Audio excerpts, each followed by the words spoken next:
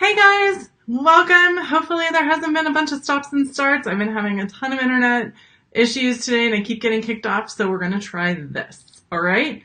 Welcome to Cannabis Marketing Live. I'm Kendra Losey. We are here, all puff, no fluff, to talk to you about the boldest, brightest, and most badass people, ideas, and technology in the cannabis industry.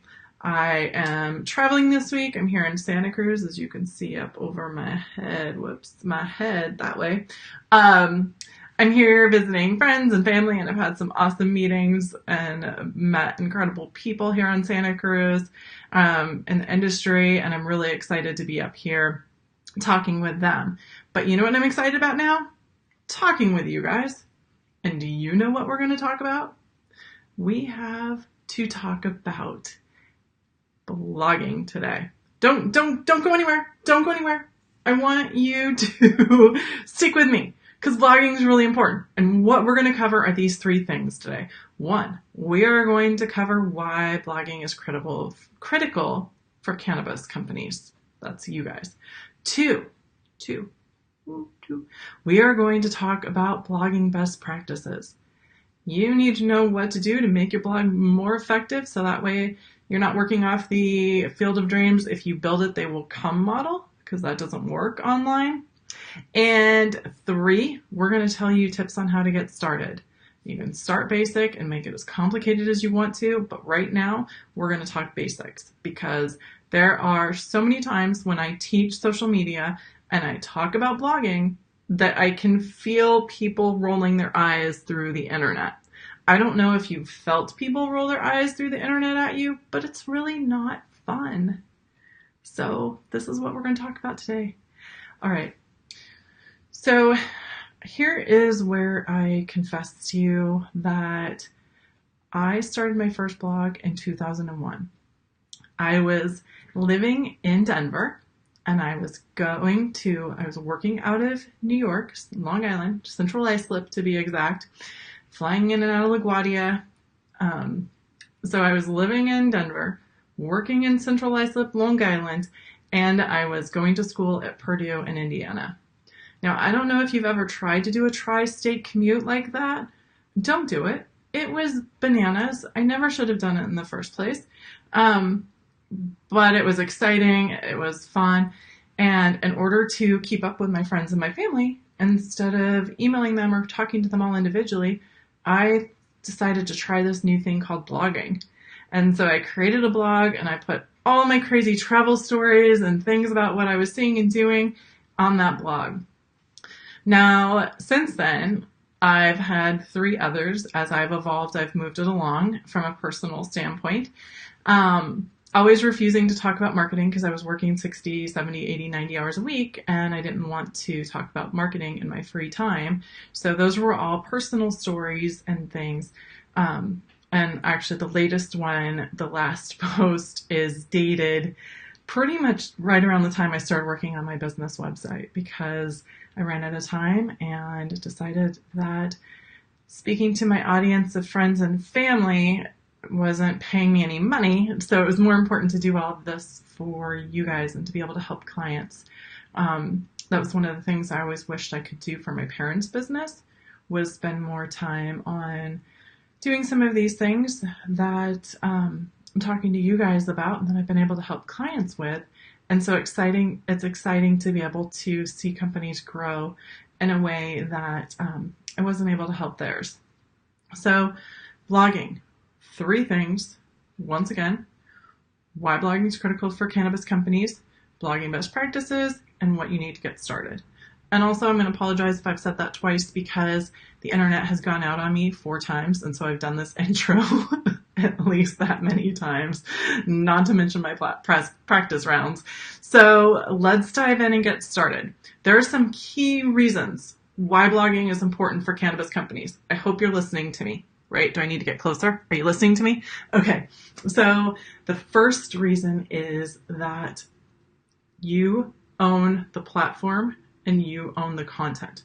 If you're blogging, let me repeat that. You're putting it on your website. You're creating content that you own, not Facebook, not YouTube, not LinkedIn, not Twitter, not any of these platforms that you might be using that could shut us down at any point in time, but you own the content. So it's there. And then the second thing is that because you own the content, you can use it for good. You can use it to help advocate and educate people about cannabis. You can use it to talk directly to your target audience and to the consumers, or to the people that you think need this information and who might be listening to you. You can use it to try and help create more accurate content for the industry, which is extremely needed. So just lately, we've seen so much awful information about the difference between CBD and how it comes from a separate plant, and how it's not part of THC, and how it works better on its own. Whatever graphics and infographics and information that's been circulating around the web, you can see it and find it, and you can correct it, and you own that content. It's critical. Another good reason why why blogs are really important is that it can help you become a trusted resource. If you are producing content regularly that is accurate and really reaches your target audience, you can become that trusted resource. When I was writing for my friends and family, I knew who I was writing for. I knew they were going to want to hear the funny stories. They didn't want to hear when my plane was delayed 4 times and I had to watch Julia Roberts movies all day long because it was Julia Roberts month on United Airlines, and I didn't get into New Jersey till 4 a.m. and I was the only woman on the platform trying to get to the rental car place so I could drive for 2 hours once I landed. No one wanted to hear that. My parents didn't want to hear that. But so I saved those stories for myself or close friends and talked about the funny ones, right? Talked about the things that people wanted to hear about, not the times where I was necessarily, alone at night in the middle of New Jersey by myself, surrounded by a bunch of strange men. Like, no one wants to hear those stories. But anyway, you get to tell the stories, you get to own the content, and you get to be the one who's trusted because you are the thought leader and you're the person who's actually taking the time to make the content to help others. And that is something that not enough people do. I know that there's the whole content is king. It's true. It's important. There's different ways you can produce content. This live video is one of them. But putting it on your website and using some of the best practices we're going to talk about will help you tremendously. All right. If I haven't changed your mind yet, there's a couple more reasons why it's really important. Another is that it can continue helping change the perspective of people about cannabis across the country. Once again, the more people who are talking about using it, the more people who are talking about the benefits and helping produce true and educational content, it's going to be more approachable for people, and you can start to change those perceptions because it's becoming an everyday word, it's becoming an everyday use, and it can really benefit you. Did I mention that one of the benefits is because no one can shut your page down because it's part of your website? I think I did. That's a really big thing. So that's what you want to focus on. And that's where you want to put a lot of your time and energy because it's yours. Once again, and no one can take that away from you. So what do you need to get started, right? Do you need to be really good at writing? Do you need to be focused on all these things? Like I said, I've been blogging since 2001 and I've taken a bazillion writing classes, more than I should admit. I've taken classes on blogging. I've taught blogging. What does it boil down to? You need a website and you need to get started. So here's what you need. I said this before and I'm going to say it again. The top 3 things, right? You need to know what your goal is. You need to know who your audience is, and you need to know what you're trying to get them to do.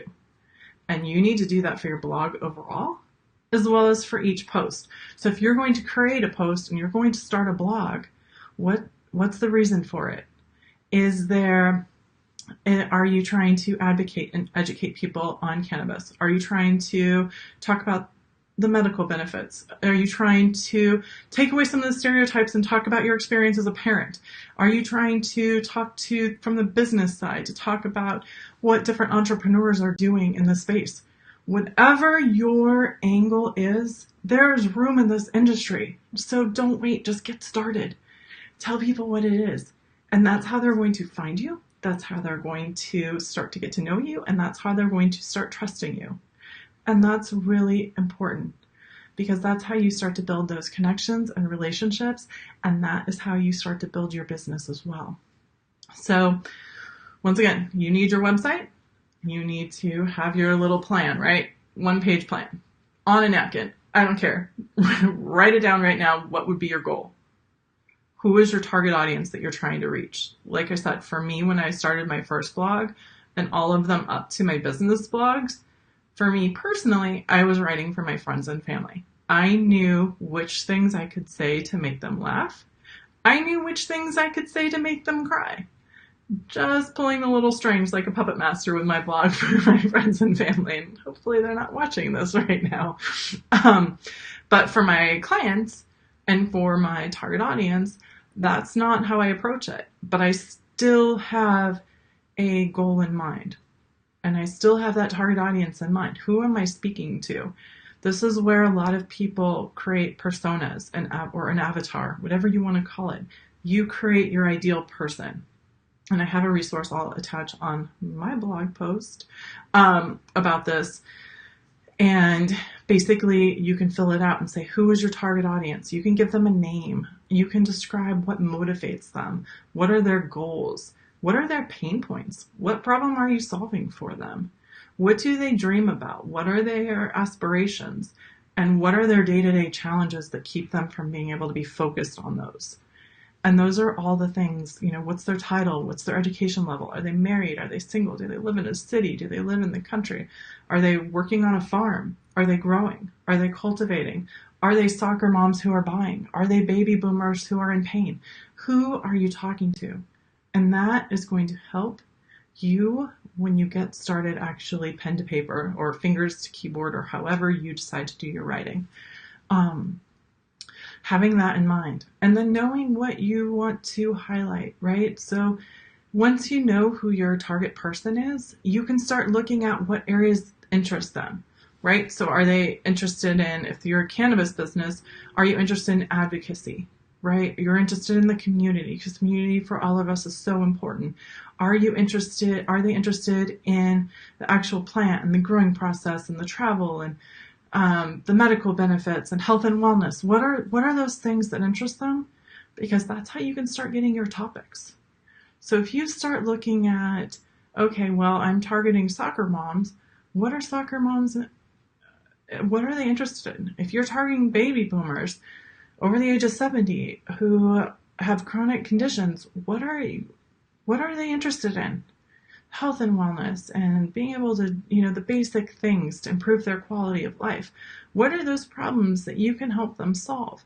And it doesn't always have to be promoting your business and promoting your products and services. It can actually be providing that valuable information because you want them to know you, you want them to like you, and you want them to trust you. And all of those things are going to help you be a thought leader and be a trusted resource in this industry.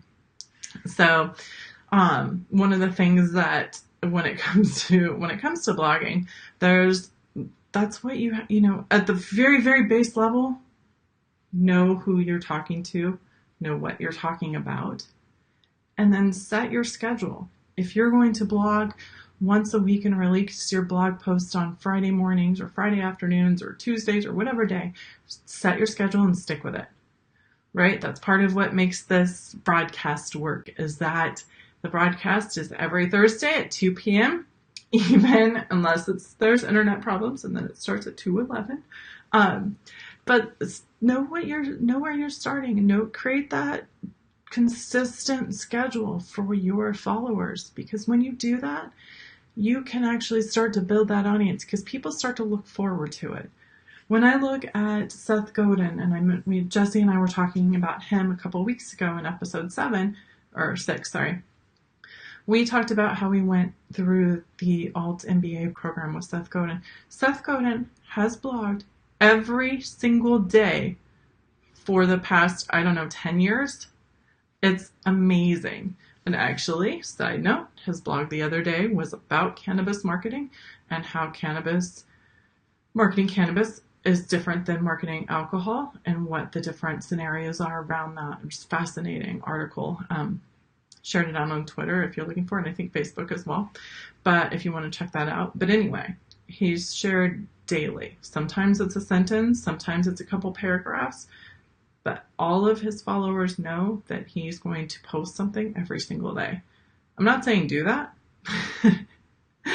I'm saying set a schedule. If it's once a month, once a week, twice a week, every day, whatever that looks like, set it and be consistent with it. Because that's really important because your audience starts to depend on you, and that's part of building that trust. So when you start, and I'm blurring a little bit the how to get started and the best practices here, so sorry. So know your goal, know your audience, know what you're trying to accomplish, think, brainstorm your topics out, and then understand the consistency. So pick the time that you're going to create your blog.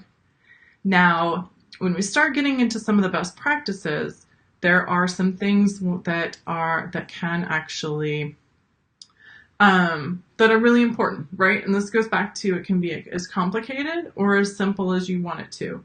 It can be as simple as opening up a document, typing it out, posting, or opening your website, right? Creating a new page, typing something out, and posting it. Ultimate simple process. It can be as complicated as you want to make it. So one of the first things that I tell people to do is to, once you have some of your topics defined, and once you have your audience and your goal and all those things that I've talked about already, one of the things that's really critical is to be able to start understanding the search engine optimization components of blogging. So if you don't know what search engine optimization is, that's awesome. I'm going to be bringing someone on in a couple of weeks to talk about that. If you do know what search engine optimization is, great. I want to hear from you in the comments if you have any tips for people who are blogging. What I'd like to do is tell you, so there's a couple things that you can do for search engine optimization and looking at those resources. One of them is to go into Google and create an AdWords account, and you can do keyword searches. But here's the thing. Google took out their keyword searches related to cannabis, so you can't see the traffic. Awesome, right? Thanks, Google. You don't need to be such an ass all the time. Be really helpful most of the time. You don't need to take out the cannabis stuff. You and Facebook. Stop it. Anyway, so what you can do is you can go into Google, you can look at some keywords. Great, awesome. Cannabis related ones are not available in Google. Last I checked, there is a tool called SEMrush that you can add to your Google Chrome browser if you're using Chrome. And you can look at other cannabis sites that you admire that are doing something similar to you. And you can see what keywords they are using and secret spy on them to get some ideas of what keywords you could use and which ones you can put into your blog. Then there's this other tool that you can use called Answer the Public. Answer the Public is awesome because it tells you searches that people are asking. So if you type in cannabis, or if you type in marijuana, or if you type in 420, or if you type in pot, weed, whatever word you want to use, that you think your target audience is using, it's important. If you think your target audience is using the word weed or pot, then use that. If you're in the industry and you're targeting someone else in the industry, use cannabis for your keywords. Anyway, side note, but Answer the Public is a great resource because you can go in and you can type in what topics you're looking for, and it will tell you what types of questions people are asking. And then you can answer them on your blog.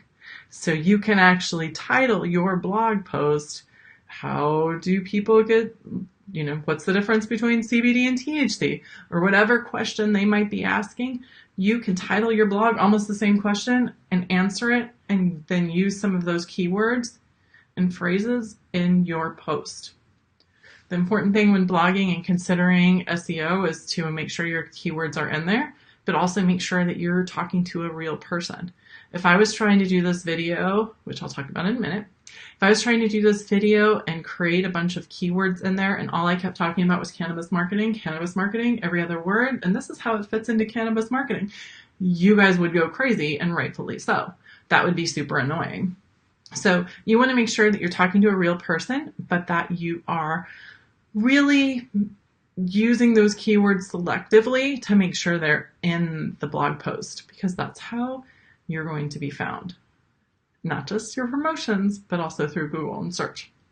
So use your search words, find other places where people are asking questions, look on other sites for questions people are asking, and answer them. Create those articles as blog posts. One of the common questions about blog posts is how short or long should they be? There's this whole thing about people not reading. And yet I'm telling you on video to write a blog post. Well, blog posts for a while were really short, and that was working. And then they started to get really, really long. Like instead of 300 words as a short blog post, they were getting to 1,200, 1,400, 2,500 words. Those are actually getting traction. There are still the 500 to 700 word blog posts that are kind of your average length blog posts. They work. But there is some research, and I don't remember what the exact stat is. I was looking at it earlier.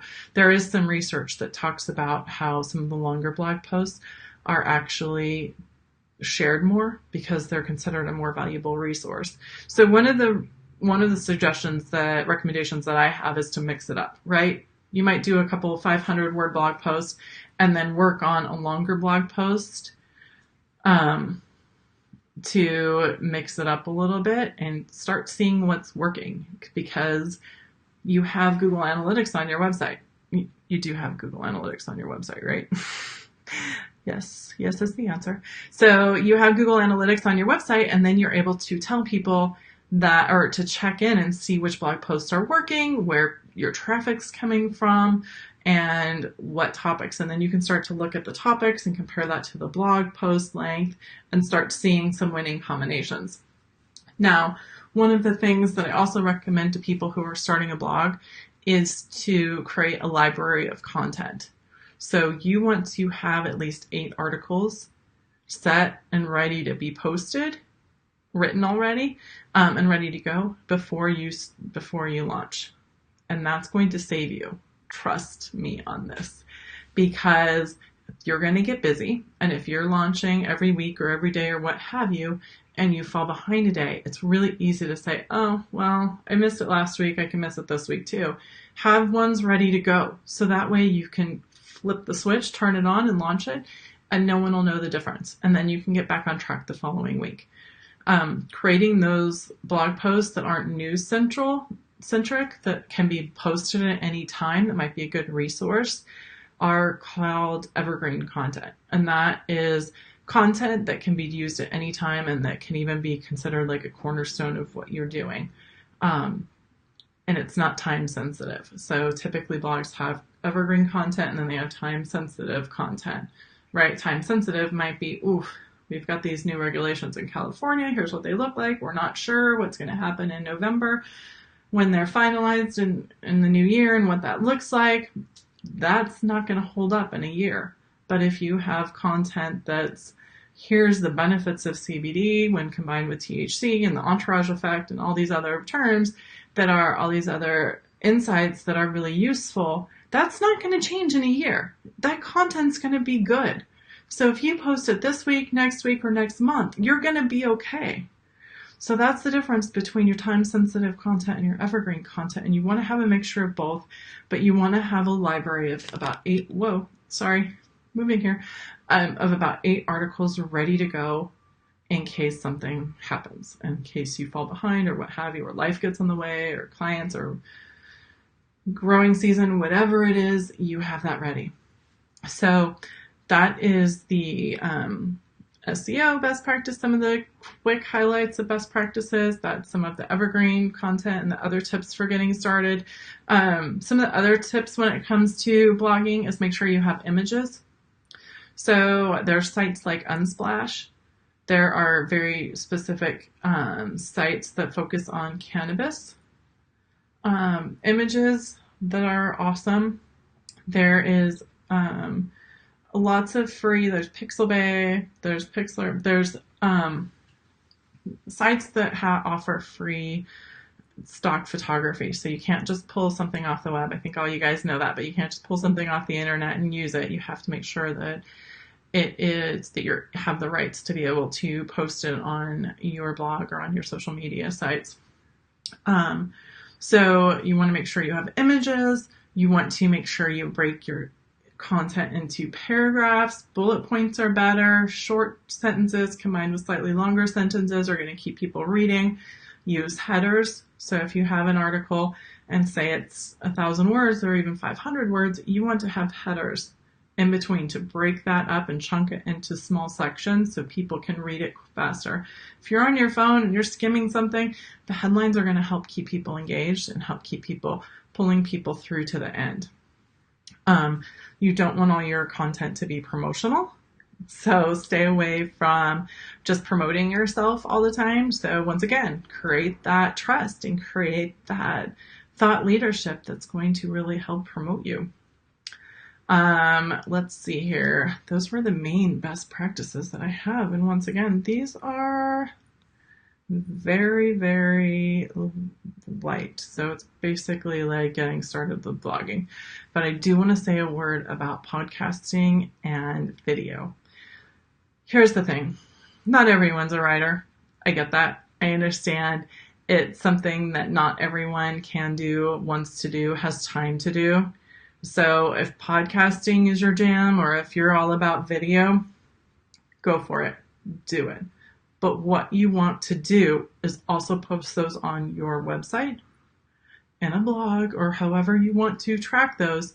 And you want to have descriptions. So whether you're posting your video and podcast up, you are including them on YouTube, whatever you're doing with your video, wherever you're putting your podcast, when you have it on your website and some of those other places, you want to make sure you're using those same best practices. You want to make sure you're talking to real people, that you have clear outcomes, that you have clear descriptions, that you're not just transcribing, taking the transcript from the podcast or video and posting it.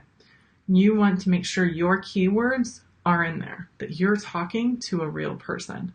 And this is actually going to help your videos or podcasts be found on your website, because Google right now is not searching video. They're not searching video content.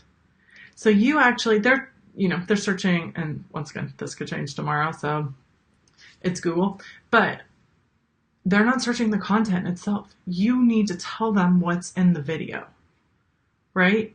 So they might get signals from the video and the closed caption, but you use your blog post or you use your search engine terms to be able to add those to the description to make sure that your description is readable, that it makes sense, that it's written for somebody, that includes your section headers, it includes some of those best practices that I talked about, using your keywords, breaking things up, bullet points, all of that stuff is included in there, because that is how you're going to be found. Great job with your podcast, great job with your video. Make it a description, not a transcript, and you will be far better off and you'll be found. So the last thing I want to talk about is actually the promotion of your blog, right? You've done all this work. You've written all these posts. You're posting them regularly. How do you amp up your traffic, right? And that's through your promotion.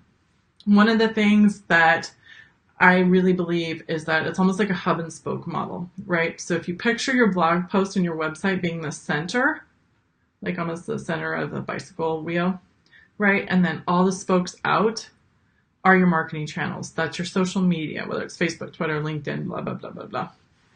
It's your email. It's everything that you might be doing to drive people to your website.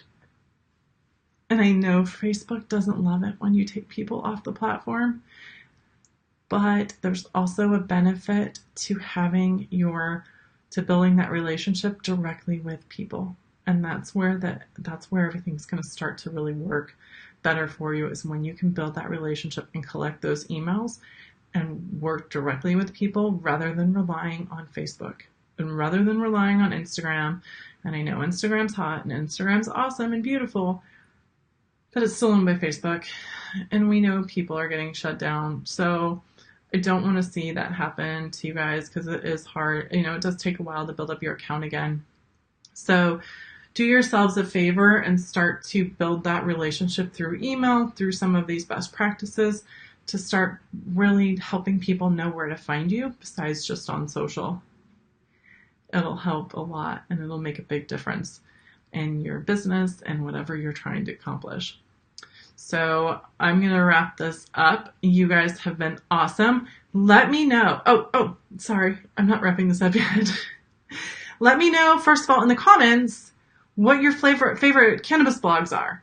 There are some awesome ones out there. And I wanted to share a couple with you guys. So hold on a second while I share my screen. I'm getting a little crazy here. We're going for it. We're going for it. My camera's shaking a little bit because my traveling setup here. But we're going to go for it. So there are blogs on most websites, and I think there's so many that people don't always even realize that they're here. So I wanted to highlight a few for you before we leave. So let's see here. Hang on. Okay. So here is one called the Medical Marijuana Inc. And they have a great post. They have a great blog that really works on focusing on helping people understand the benefits of medical marijuana. They go straight to their press releases, which I'm not going to do, but they've got some of their blog posts and some of the information they're sharing. Another one is the California Weed Blog, which does a lot of recommendations on how to and information about the industry, right? So if you have questions about different things that are happening or different product reviews, this is a great resource for them, for you.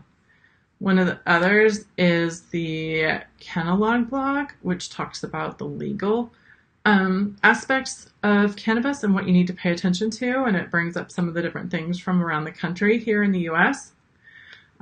This one looks awesome for all of you guys. If you guys are getting any number of questions about CBD like I am, there's some great legal webinar that they had yesterday about CBD. But there's just a lot of great information here, and you can see that they have their social share buttons here, so you can share, email, or tweet it out and share it across the board and share it to your networks. Another great one here is Jane West, and these are all really different. So I wanted to show you guys really a variety of blog posts that we're seeing here and of blogs that we're seeing here in cannabis. Actually, that's our homepage, Jane West. But there's blog posts here. The Hurt Guru, Ronnie Sutter's blog. I looked it up and she hasn't posted in a while, but she has some great product reviews and she has a lot of great things to say. So you might want to check that out. And then there's also the Marijuana Mommy. So you can see there's just such a variety of blogs out there that provide such needed information and content for this industry. And then since Jen was on in our last episode, I wanted to take a look at if you have any questions about what she does in Instagram. She has tons of great information about Instagram on here. So, and she's been doing this for a long time. So if you have Instagram questions, there's a great resource for all of you. And then the last one I wanted to end with is DCN. DCN has a whole very in-depth blog that talks about startup entrepreneurs, what people need to know in terms of building your business and looking at all over the US. Adelia and the team have done a great job with this. And so if you have any questions or if you want to get just general information for cannabis entrepreneurs, this is a fantastic resource. So that's a few examples of what we have when it comes to blogs. Like I said, I wanted to, let's not do that. I just created a cycle. That was cool. Yeah, let's not do that. That's awesome. Okay, you guys, before I go crazy and create any more mirror effects with my Ecamm Live, I just wanted to give you guys a heads up also before I jump off that Adelia from DCN, the Direct Cannabis Network, is going to be here with us next week. So I'm really excited to talk to Adelia. If you haven't seen her speak, she's amazing, a fantastic entrepreneur, an amazing human, and just all around good person. So I'm really, really excited to have her on next week. And that is it for me. I'm Kendra Losi. This is Marketing, Cannabis Marketing Live, all puff, no fluff. Let's see your blog. I want your blog in the comments. Send me the URL and we'll share it out. All right? Thanks, guys. Have a great rest of your day, and we'll see you next week. Bye. All right, we're out. Bye.